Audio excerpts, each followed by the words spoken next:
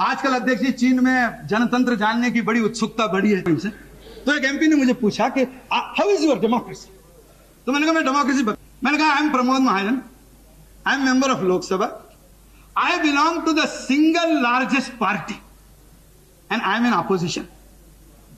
चीनी आदमी मेरे को देखते हैं, you are single largest party. मैंने कहा we are the single largest party in the house, we are in the opposition. अच्छा, फिर हमने चिंतामन पानी ग्रही की ओर हाथ कर दिया। मैंने कहा ये है वो सामने, अब उनके ओर हाथ करके कहा he belongs to the second largest party, he is outside the government supporting the government. फिर एमए बेबी थे, मैंने उनको उठा दिया। मैंने कहा he is the third largest party, he is inside the front but outside the government. और फिर मैंने कहा he is mister Ramakant Khalap, he is the only member of his party and he is the government. जर खरोखरच मार्च 2024च्या आत आपण व्यवहार केल्यापासून 1 तासाच्या आत सौदापूर्ती किंवा सेटलमेंट असं करू शकलो तर ते करणारा आपण जगातला पहिला देश आहोत, ही एक गोष्ट आहे। जर पाहिलं तर साधारणपणे एक्झिट पोल पासून मतमोजणीच्या आदल्या दिवसापर्यंत मार्केट एक ट्रेंड दाखवतं आणि मतमोजणीच्या दिवशी मार्केट मजबूत खाली जातं। हा आजपर्यंतचा इतिहास आहे, त्याला बाजार गाजलं। शेवटी तुम्ही एनडीए सरकारमध्ये माझा अंदाज असा आहे की निदान अगदी नजीकच्या काळासाठी तरी फारतमनंत बदललं जाऊ शकतं, असा अर्थमंत्री होऊ शकणारी व्यक्ती म्हणजे पियुष गोयल, कारण ऑलरेडी ते निवडून। वर्षाच्या सुरुवातीची अजून एक बातमी म्हणजे पेट्रोलचे प्राइसेस 10 रुपयाच्या आसपास कमी झाले आहेत, पण तरी देखील बीपीसीएल आणि एचपीसीएलचे ज्यांचे भाव मी पाहिले ते रेडमध्ये नाही आहेत। अजून मोठी गोष्ट म्हणजे त्यांचे प्राइस टू अर्निंग शेअर्स हे 5च्या खालती आहेत। डिव्हिडंड यील्ड त्यामुळे भयंकर अट्रॅक्टिव्ह झाला आहे। बीपीसीएल सारखा कॅश काऊ असलेला शेअर हा 4च्या खालती मिळणं ही लॉटरी आहे, पण अशा सिच्युएशन मध्ये देखील मार्केट त्यांना 4चा पी देते आहे। याचा अर्थ आहे की मार्केटने याच्या पुढे फारसं अर्निंग होणार नाही याचा अंदाज लावलेला आहे। सध्याच्या बाजारात सगळ्यात नशीबवान कोण असं विचाराल तर ते नाव येतं येस बँकेचं। कारण काय, एसबीआय त्यांचा स्टेक विकायला बसला तरी समोर HDFC Ergo, HDFC life insurance, HDFC mutual fund ही नावं खरेदी करायला बसली आहेत ना। असू देत, त्याच्यामुळे होतं असं आहे की HDFC as a share holder येईल एसबीआय जात असला तरी, आणि त्यामुळे येस बँकेच्या पाठी काही मोठे पाठीराखे आजही आहेत हे मार्केटला कळतंय। अर्थमंत्री निर्मला सीतारामन यांचा बँकांना सल्ला, डिपॉझिटची ग्रोथ वाढवा। निर्मलाताई, हे सांगणं फार सोपं आहे। माझं असं म्हणणं की तुमच्या खिशामध्ये ज्या वेळेला बजेट बनवताना याच्या संदर्भात काही गोष्टी करणं शक्य होतं त्यावेळेला तुम्ही या गोष्टी केल्या नाहीत, हे फार वाईट आहे। तुम्ही या संदर्भातल्या गोष्टी केल्या नाहीत आणि म्हणून 10% डिपॉझिट ग्रोथ आणि 17% लोन बुकची असलेली ग्रोथ याच्याकडे बघून तुम्हाला आम्हाला सगळ्यांनाच वाईट वाटतं आणि हे माहीत आहे फार काळ चालणार नाहीये, निकड नाही। आजपर्यंतचे आपले आर्थिक बदल हे आर्थिक अपघाताच्या भयाने झाले। 91चे रिफॉर्म ही अपरिहार्यता म्हणून झाले।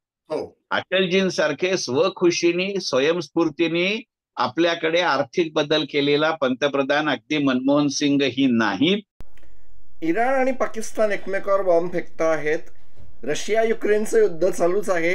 हुती बंडखोरांनी बाब आल मंडपचा रस्ता पूर्ण बंद केलेला आहे, त्यामुळे जागतिक ट्रेडवर परिणाम झाला आहे। एवढं सगळं असून देखील तेलाचे उत्पादक देशांनी घटवलेल्या प्रोडक्शनच्या नंतरही तेलाचे भाव $90 वर जात नाहीयेत। ही गोष्ट काहीतरी हायलाइट करते आहे आणि ती हे हायलाइट करते आहे की जगाच्या इकॉनॉमीमध्ये हळूहळू स्लो डाऊनचा धोका यायला लागला आहे। चायना स्लो डाऊन होतो आहे, परंतु जगाच्या इतरही बाजारांमध्ये स्लो डाऊन आता हायलाइट कडे सरकत आहे। Slow down is there. Nitin Gadkari साहेबांमुळे मागच्या 10 वर्षामध्ये इन्फ्रास्ट्रक्चरची खूप मोठी कामं झाली। रस्ते बांधणी, रस्ते विकास हा एक खूप मोठा क्षेत्र होतं ज्याच्यामुळे भारताच्या GDPला मोठ्या प्रमाणावर चालना मिळाली।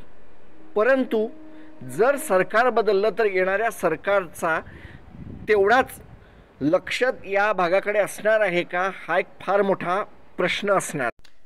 निवडणुका या जर जगाच्या अर्थकारणावर परिणाम करत असतील ना, तर 2024चा परिणाम जगाच्या अर्थकारणावर फार मोठा होणार आहे. Russia, Bharat, Pakistan, Bangladesh, Taiwan, Gambia, south Africa, Namibia, Botswana या आणि अशा अनेक देशांच्या निवडणुका, युनायटेड स्टेट्स, ब्रिटन, युरोपियन युनियनचे नागरिक देखील यानं त्या प्रकाराने निवडणुकीला सामोरे जातील. यातल्या काही महत्त्वाच्या निवडणुकांना त्यांचा त्या देशावर होणारा परिणाम कसा होऊ शकतो अर्थकारणावरचा, याचा आढावा मी माझ्या पुढच्या काही शॉर्ट्समध्ये घेतो आहे.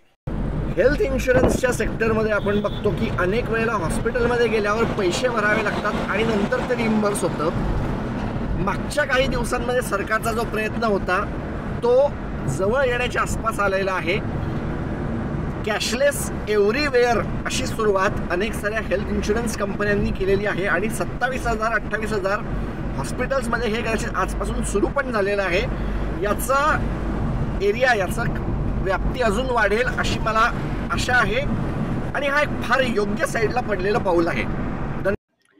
ऑगस्ट महिन्यामध्ये HDFC बँकेचे शेअर म्युच्युअल फंडांनी विकले. याआधी फॉरेन इन्स्टिट्यूशनल इन्व्हेस्टर्सनी विकले होते. रिटेल इन्व्हेस्टर मात्र अडकले आहेत. काय झालं? माझ्या एका व्हिडिओमध्ये मी या बाबतीत बोललो होतो.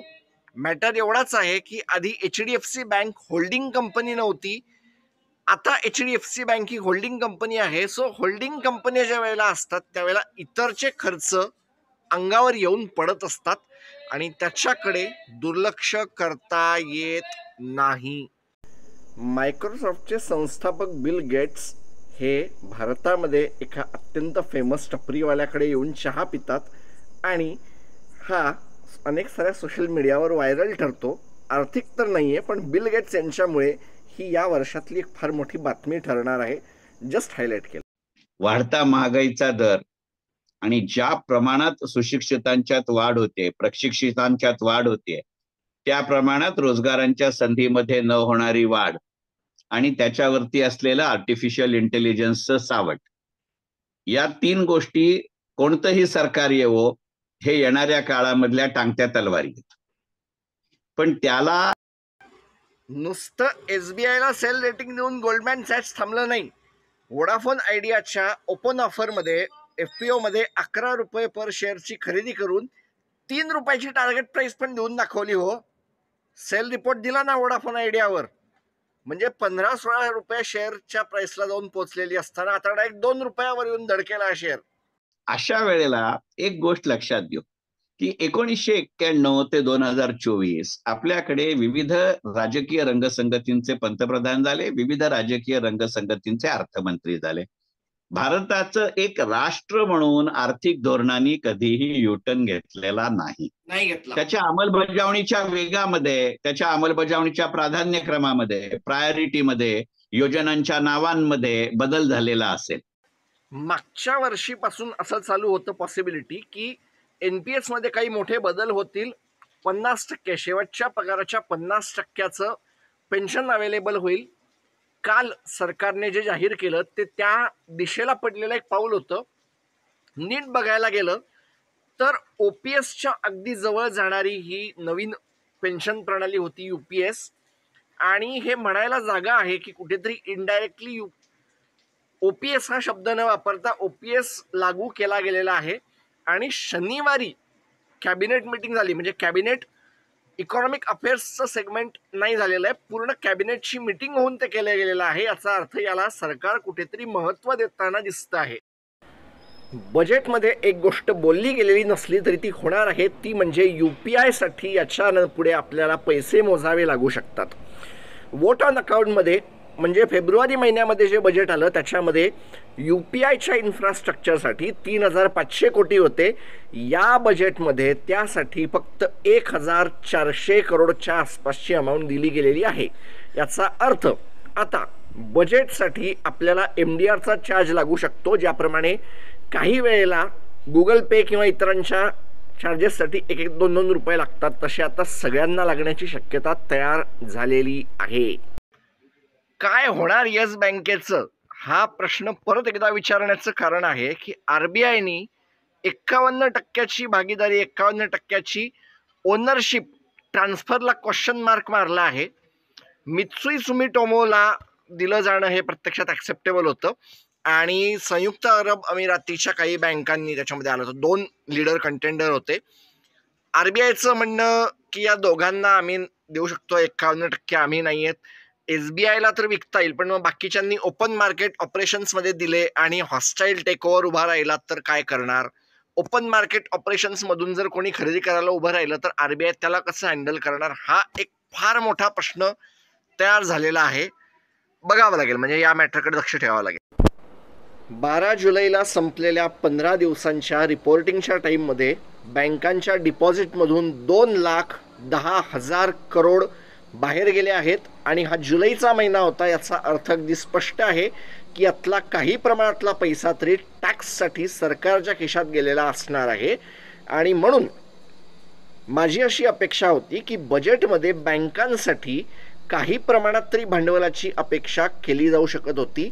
ती तर मिळाली नाहीच, पण 30,000 करोड ऑइल रिफायनर्सचं जे कॅपिटल जाणं अपेक्षित होतं ते देखील आलं नाही. आणि म्हणून खराब रिझल्ट देऊन ऑइल रिफायनर्सनी आरडाओरडा चालू केलेला आहे, बोंबाबोंब चालू केली असं म्हणायला जागा आहे. तेल आणि गॅस हे एक असं क्षेत्र आहे ज्याच्यावर फार मोठ्या प्रमाणावर अनेक साऱ्या गोष्टींचा परिणाम होतो आहे.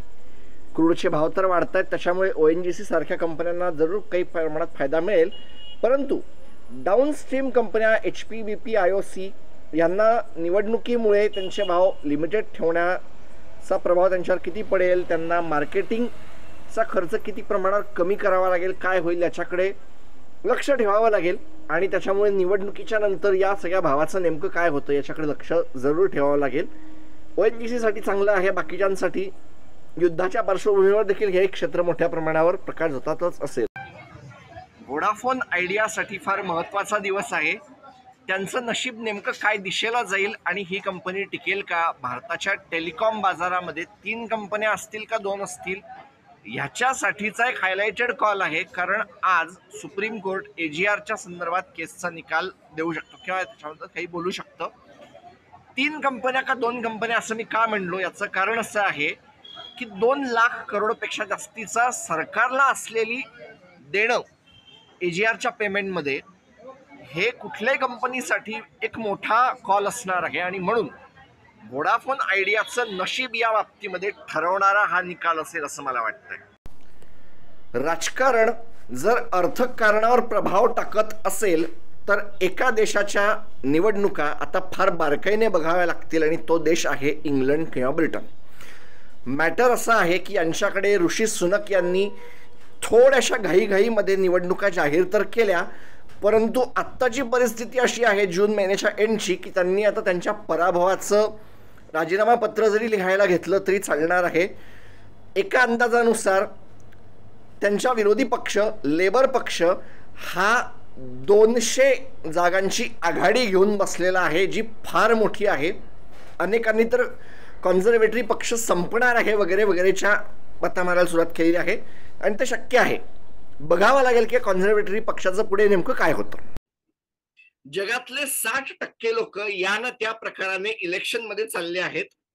रशियाच्या लोकांनी वोट केलं, अमेरिकेच्या लोकांनी वोट केलं, भारताचे लोक वोट करणार आहेत, इंग्लंडचे लोक वोट करणार आहेत आणि युरोपियन युनियन मधले जवळपास सगळे लोक या ना त्या माध्यमाने वोट करणार आहेत. युक्रेनमध्ये वोट होणार आहे. त्यांच्या युद्धाच्या परिस्थितीमध्ये काय होतं, तैवाननी त्यांचा लीडर निवडला, तो सगळ्यात एक्स्ट्रीम इंडिपेंडंट माणूस निवडला आणि आपल्या ओपेक प्लसच्या मीटिंग मध्ये तेलाचे भाव वाढवण्याचा प्रयत्न करून देखील भाव वाढत नाहीयेत. धातूंचे भाव वाढायला चालले आहेत. स्वतःच्या सँक्शन्सला बाजूला सरकवण्याचा प्रयत्न म्हणून रशिया सोन्याची खाणी सुरू करते आहे. सोन्याचे भाव मोठ्या प्रमाणावर वाढत आहेत. सर, हे आर्थिक वर्ष नेमकं काय आहे, म्हणजे मी समजून घेण्याचा जेवढा प्रयत्न करतोय तेवढं हे गोंधळ. सरकार नेव्हीच्या फ्लीटवर खर्च करणार आहे असा एक बारीकसा आकडा त्या बजेटच्या सगळ्या आकड्यांमध्ये दिसतो आहे. नेमकं काय आहे बघायला पाहिजे. व्होडाफोन आयडियाला फायनली त्यांचं फंडिंग मिळालं आहे. टोटल 45,000 करोड कंपनी रेज करणार आहे, ज्यातले 20,000 करोड हे इक्विटी आणि रिमेनिंग उरलेले 25,000 करोड हे डेट किंवा डेट रिलेटेड इन्स्ट्रुमेंट मधून कंपनी रेज करेल. आता सगळ्या महत्वाच्या खात्यांचे आधीच्याच काळातले मंत्री पुन्हा एकदा त्याच खात्याचा कार्यभार करताना दिसत आहेत. त्यामुळे एकंदरीतच धोरणातलं सातत्य आणि त्याच्या अंमलबजावणीच्या वेगातलं सातत्य या गोष्टी मोदी सरकारच्या तिसऱ्याही कालखंडामध्ये असतील का, अशी एक फार मोठी शक्यता आहे. आरबीआयनी IDBI बँकेच्या बायर्स, पोटेन्शियल बायर्सची लिस्ट बघून त्याच्याकडे फिट अँड प्रॉपरचा अहवाल पुढे सरकवणं हे महत्त्वाची गोष्ट आहे. या बजेटमध्ये IDBI बँकेच्या विषयी नेमकं काय होतं आणि इतर बँकांमध्ये असलेला सरकारचा हिस्साही विकला जातो का, ही देखील एक बघण्याची गोष्ट आहे. याच्याकडे लक्ष ठेवावं. एक गोष्ट मात्र चांगली आहे यंदाच्या अर्थसंकल्पामध्ये, की बाकी काय असो, आपला परकीय चलनाचा साठा आणि त्याच्या बरोबरीने एकंदरीतच आपल्या देशातल्या आर्थिक विकासाचा दर या गोष्टी मात्र सकारात्मक राहिल्यात आणि वेगवेगळी अपारंपरिक क्षेत्र या दृष्टिकोनातनं पुढे येत आहेत. हे सगळेच घटक 23 जुलै 2024 जो अर्थसंकल्प येईल त्या दृष्टीने पाहण्याजोगे असतील. संपूर्ण गेम प्लॅन मोदी सरकारला किंवा भाजपला या निवडणूक निकालानंतर बदलावा लागलाय. बघा, पहिल्या दोन्ही टर्म मध्ये 2014 आणि 2019 मध्ये पहिल्या 100 दिवसातला कृती योजना आणि त्याची अंमलबजावणी झाली होती. 2024ला ते झालेलं नाहीये. त्यामुळे आता खरं तर मी डायरेक्ट शेअर विषयी बोलत नाही, परंतु या आठवड्यामध्ये मला ते बोलायला भाग पडतायत. प्रायव्हेट सेक्टर बँकांचे शेअर्स मागच्या 1 वर्ष 1.5 वर्ष झाले सरकारी बँकांचे शेअर मोठ्या प्रमाणावर तेजीत होते, त्यांचा इंडेक्स देखील तेजीत होता. परंतु मागच्या शनिवारी रविवारी ज्या आठवडा संपला त्या आठवड्यामध्ये प्रायव्हेट बँकांच्या शेअर्सच्या इंडेक्सनी म्हणजे निफ्टी प्रायव्हेट बँकनी आउट परफॉर्म केलं आठवड्याच्या इंडेक्सला PSU बँकांच्या अगेन्स्ट. बाजाराचा स्वभाव बदलतो आहे असं माझ्या एका शेअरच्या बाबतीमध्ये एका शॉर्टमध्ये मी म्हणलं होतं. बाजाराचा स्वभाव खरंच बदलतो आहे हे दाखवणारं हे अजून एक पंतप्रधानाची किंवा प्रत्येक सरकारची त्याची अशी एक कार्यशैली असते. ती योग्य अयोग्य चूक बरोबर याच्याविषयी चर्चा होऊ शकते, परंतु ती असते ही वस्तुस्थिती आहे. आणि असा जर विचार करायचा झाला तर मोदी सरकारची जी गेली 10 वर्ष आपण 2014 पासून अनुभवली आहेत त्याच्यात असं लक्षात येईल की कोणतेही महत्वाचे निर्णय हे फार क्वचित अर्थसंकल्पामध्ये जाहीर झालेत. बहुतेक सगळ्या महत्वाच्या घोषणा या अर्थसंकल्पाच्या बाहेर जाहीर झालेल्या आहेत. मोबाईलच्या टॅरिफच्या महागाईकडे सगळ्यांचंच लक्ष गेलं, पण लाईफ इन्शुरन्सच्या महागाईकडे कोणाचंच लक्ष नाही गेलं ना बॉस. 4 ते 7% महागाई टर्म इन्शुरन्समध्ये पण आली. मागच्या काही दिवसापासून सरकारी कंपन्या मोठ्या प्रमाणावर त्यांचे शेअर डाऊन होताना दिसत आहेत. माझगाव डॉक असेल, गार्डन रिच शिप बिल्डर असेल किंवा इतरही काही असतील. इरेडा हा शेअर त्याच्यामध्ये मोठ्या प्रमाणावर नाव घ्यावा असं आहे, परंतु त्यांना नवीन भांडवल मिळतंय हा एक सोडला तर नवीन अजून काय आहे त्यांची स्टोरी चालू असणार आहे. परंतु बाकीच्या सरकारी शेअर्सचं काय हा एक प्रश्न समोर येतो आहे. तर ज्याला क्रुएल म्हणवलं जातं त्या डेट मार्केटच्या मध्ये जाताना भारतीय शेअर बाजार कसा दिसतोय तुम्हाला? मोकळेपणाने सांगतो की इतके दिवस भारतीय शेअर बाजाराचे जे शत्रू होते त्यातल्या एकाची ऍडिशन झाल्यासारखं, भर घातल्यासारखी मला दिसत आहे. इतके दिवस भारतीय शेअर बाजाराला शत्रू होतं सोन्याची खरेदी. इतके दिवस भारतीय शेअर बाजाराला शत्रू होता वाढती महागाई. इतके दिवस भारतीय शेअर बाजाराला शत्रू होता लोकांना हवी असलेली एका विशिष्ट रकमेची हमी. आता त्याच्यामध्ये या कर्जरोख्यांमुळे एक गोष्ट सरकारला कराव्या लागणाऱ्या भल्या मोठ्या पेमेंटचं कारण दाखवत गोल्डमॅन सॅक्सनी वोडाफोन आयडियाला एक जोरदार थप्पड मारली खरी, पण वोडाफोन आयडियाला वाचवायला स्वतः त्याचे प्रमोटर कुमार मंगलम बिर्ला पुढे येतील असं कोणाला फारसं वाटलं नव्हतं. मोठी खरेदी झालेली आहे वोडाफोन आयडियाच्या शेअर्समध्ये आणि ही खरेदी हे तर अगदी जरूर सांगते आहे की प्रमोटरचा कंपनीमध्ये विश्वास आहे. म्हणजे इनडायरेक्टली स्वतः डायरेक्ट प्रमोटर उभे आहेत, मध्ये ग्रासिम वगैरे नाहीये, कुमार मंगलम बिर्ला स्वतः देखील याला वाचवायला पुढे येऊ शकतात अशा साईन्स आहेत. ह्या सगळ्या व्ह्युअर्सना मी एवढं सांगतो की तुम्ही ते व्हिडिओ बघत जा, त्यामध्ये भरपूर माहिती मी ठेवलेली असते. हायलाइट माझं स्वतःचं अनालिसिस मी करतो. नवीन सरकारच्या नेमक्या गुंतवणुकीबद्दलच्या पॉलिसीज काय असतील, कसं चालेल, या नवीन सरकारमधलं गुंतवणूक आणि अर्थकारण नेमकं काय असेल, कुठल्या क्षेत्राकडे लक्ष द्यावं लागेल, हे मी माझ्या येणाऱ्या पॉडकास्टमध्ये बोललेलो आहे. भाग लवकरच अपलोड होतोय. माहिती नाही, पण मग एक शक्यता अशी नाकारता येत नाही. मी फार धाडसे विधान करतोय याची मला कल्पना आहे. मी बरोबरही येऊ शकतो, मी चुकही असू शकतो.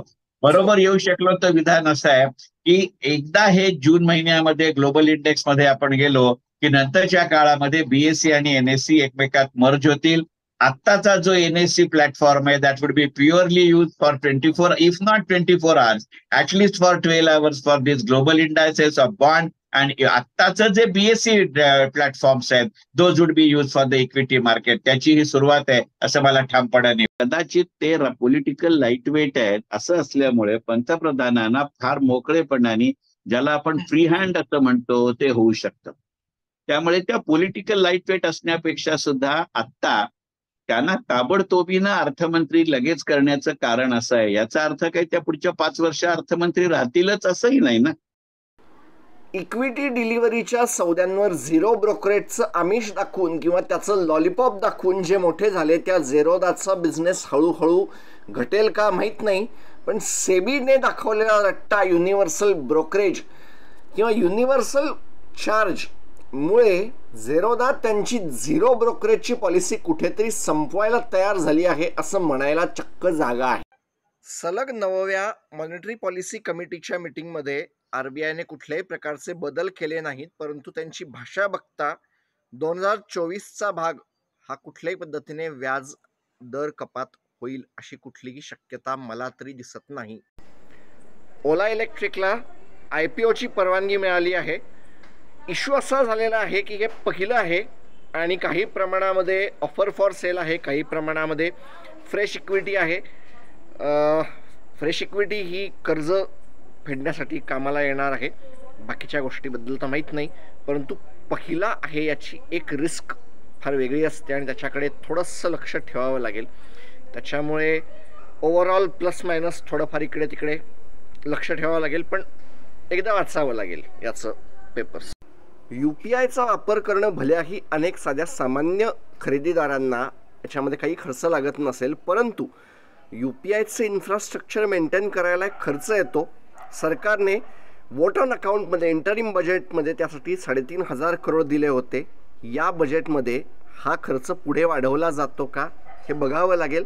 नाही तर कार्डाच्या खर्चांसारखा इथेही MDR एंटर करणार का की UPIवरचे कर्ज द्यायच्या ज्या याला प्रोसेस आहे त्याला 1 किंवा 2% खर्च लावला जाईल, हा एक बघण्यासारखा प्रश्न असेल. करावं लागेल की ग्लोबल बॉन्ड इंडेक्स मार्केटच्या दृष्टिकोनातून जर विचार करायचा झाला तर चीन आणि भारत या दोन्ही देशांच्या बाबतीमध्ये अडचणीचा मुद्दा एकच आहे की त्या दोघांची प्रगती त्या मानाने स्टेबल आहे. पण त्याच्यातला डिफरन्शिएटिंग फॅक्टर असा आहे की चीनची जी करन्सी आहे ती पेग्ड करन्सी आहे आणि त्याच्या विरुद्ध भारताची जी करन्सी आहे ती फ्री फ्लोटिंग करन्सी आहे. आणि त्यामुळे जेव्हा एखाद्या फ्री फ्लोटिंग करन्सी असलेल्या देशाच्या बॉन्ड मार्केटचा आपण ग्लोबल इंडेक्स मध्ये समावेश करत असतो त्यावेळेला त्या बॉन्डला जसं मार्केट मिळतं तसं त्या करन्सीलाही मार्केट मिळतं. आरबीआयच्या पॉलिसीच्या कुठल्याही तारखा नसताना देशातला सगळ्यात मोठा बँकर SBIने MCLR रेट वाढवला. त्याच्या काही दिवस आधी SBIने 10,000 करोड रुपये 7.25% पेक्षा थोड्याशा जास्तीच्या कुपन रेटवर रेस करवले, भांडवल घेतलं. आणि आता अमृतवृष्टी नावाची एक नवीन स्कीम काढली आहे जी 7.25% आसपासचा व्याजदर देते 444 दिवसांसाठी. याचा अर्थ भारतामध्ये व्याजाचे दर कमी होणारच नाही आहेत, इजळूनच जा. आजची तारीख 15 मार्च 2024. म्हणजेच Paytm FASTag, Paytm payments bank यांचे जर तुमच्याकडे अकाउंट असतील, NCMC कार्ड्स जर असेल तर तातडीने त्याचं अकाउंट बंद करा. फास्टॅग बंद करून त्याचे पैसे घ्या किंवा नवीन फास्टॅगची प्रोसेस सुरू करा, कारण फास्टॅग घ्यायला वेळ लागतो असा अनुभव आहे. पेटीएमचे फास्टॅग नवीन त्याच्यामध्ये पैसा टाकता येणार नाही, आहे तो पैसा वापरता येईल, शक्यतो तोही वापरू नका. एका वेळेला 2-2 फास्टॅग घेऊन फिरू नका, एकच वापरा. फेडरल रिझर्व्हने त्यांच्या मार्च महिन्याच्या मीटिंगमध्ये कुठलाही निर्णय घेतलेला नाही आहे. व्याजदर जसेच्या तसे आहेत ही बातमी नाही आहे. वॅनगार्ड या जगातल्या सगळ्यात मोठ्या फंड मॅनेजरपैकी एक असणाऱ्या फंड मॅनेजरला, या कंपनीला 2024मध्ये कुठलाही मोठा निर्णय फेडरल रिझर्व्ह अमेरिकेच्या RBI कडून घेतला जाणार नाही असं वाटतं आहे. ही खरी बातमी आहे. माझ्या बजेट पॉडकास्टमध्ये मी असं म्हणलं होतं की फूडची सबसिडी ही मागच्या वर्षापेक्षा घटली आहे, परंतु सरकारने 80 करोड लोकांना स्वस्तात अन्नधान्य देण्याचं ठरवलं आहे. हे थोडंफार कॉन्ट्रॅडिक्टरी नाही आहे का? रिसेंटच्या मागण्यांमध्ये सरकारचा फूड सबसिडीवरचा खर्च वाढला आहे, ज्याचा मला अंदाज आला होता. थँक्यू. राजकारण बाजूला ठेवून जरी फक्त एक निखळ अर्थकारण किंवा गुंतवणूक म्हणून या बातमीकडे पाहिलं तर याचा अर्थ एक गोष्ट नक्की आहे की भारतीय अर्थव्यवस्था आणि एकंदरीतच त्याची गेल्या काही वर्षातली वाटचाल याला दिलेलं हे अत्यंत सकारात्मक असं प्रमाणपत्र आहे. आणि त्यातही हे लक्ष ITCचा सगळ्यात मोठा शेअर होल्डर ब्रिटिश अमेरिकन टोबॅकोने त्यांची हिस्सेदारी कमी केली, परंतु भारत सरकारच्या जवळ भारत 22 सारखं एक अत्यंत उत्तम दर्जाचं प्रॉडक्ट असताना देखील भारत सरकारने ते विकून पैसा कमवला नाही. जवळ येतो आहे, आर्थिक वर्ष संपायला जवळ येत आहे, पण भारत सरकार याचा फायदा कुठेही करून घेताना दिसत येत नाही. अगदी भारत 22चा वापर फारसा नंतर कुठे झाला नाही, याचं काय होतं आहे माहीत नाही. बराच काळ निगेटिव्हमध्ये असलेला WPIचा डेटा आता अगदी शांतपणे पॉझिटिव्हमध्ये जायला सुरुवात झालेली आहे. चांगली गोष्ट आहे. RBIचा एक निर्णय होता की येस बँकेमध्ये 51% हिस्सेदारी विकायला उभी आहे, ती विकू दिली जाणार नाही. माझा प्रश्न असा आहे की IDBI बँकेचं काय हो? IDBI बँकेमध्ये तर 60% हिस्सेदारी ट्रान्सफर होणार आहे. कॅश जाईल का? मग सेमच नियम इकडे तिकडे लागतील का? याच्याकडे पण लक्ष ठेवावं लागेल ना. आज तारीख 20 जून 2024. भारत सरकारच्या बॉन्डचा JP मॉर्गनमध्ये समावेश होण्यासाठी उरले फक्त 8 दिवस. 8 दिवसात भारताच्या बॉन्ड बाजारात $2 बिलियन समावेश गुंतवणूक येणार आहे. मागच्या कित्येक वर्षापासून जपानची अर्थव्यवस्था आणि इनफॅक्ट जपानचा शेअर बाजार देखील मोठ्या प्रमाणावर खाली खाली खाली खाली चालला होता. त्याला त्याचा ऑल टाईम हाय घेता येत नव्हता. फायनली शेवटी जपानच्या अर्थव्यवस्थेमध्ये महागाई दिसायला लागली. असलेल्या ज्या काय किमती डाऊन खालती चालल्या होत्या त्या आता थांबल्या आहेत आणि कुठेतरी थोड्या प्रमाणातली महागाई का असेना ती आलेली आहे. जपानच्या RBIने निगेटिव्ह इंटरेस्ट रेट काढून टाकला आहे आणि अर्थव्यवस्थेमध्ये आता वरची दिशा दिसायला लागलेली आहे. जगभरामध्ये निगेटिव्ह इंटरेस्ट रेटचा अंत हा झाला आहे.